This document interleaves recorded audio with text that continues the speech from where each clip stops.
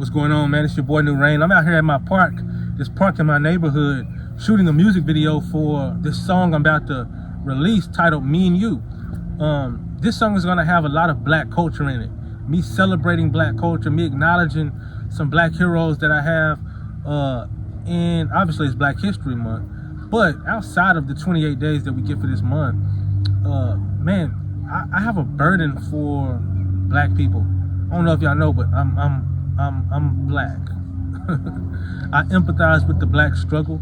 I empathize with it because I've gone through it. We've come a long way in this country, and God has been faithful to us.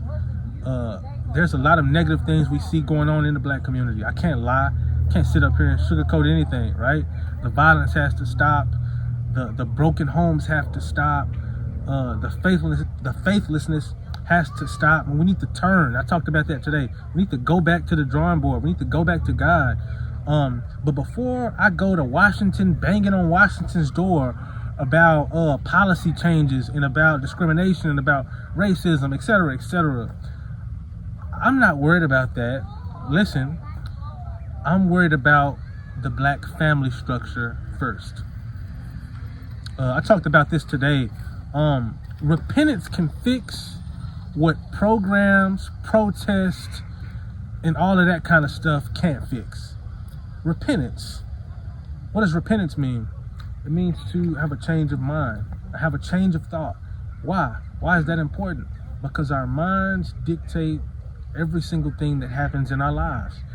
Your feet only go to where your mind is traveled first. And so I'm not worried about Washington, D.C. passing a law. I'm worried about mothers and fathers loving each other again. I'm focused on bringing loyalty to our God back to our communities. But I'm focused on making sure my children grow up with their mother and father in the home. Studies have shown this time and time again. You change everything when you change that. I'm committed to it. I have 4 children by my wife. I just talked to a brother out here as I'm shooting this video today. His name is Wesley. He was out skipping rocks with his son, and I just got to tell him, because he was about my age, 34 years old. I'm like, bro, I didn't grow up with my dad. He said, I didn't either. And I said, I applaud you, because I believe we're changing the tide. Black men right now in 2026, we are changing the tide. We are not following the footsteps of our fathers. And he agreed with me. We have to stop the cycle. We got to stop the cycle. We know that hurt people hurt people. And so what's happening in the black community is kids are growing up without structure, without love from both parents. They're broken, they're insecure, they're incomplete.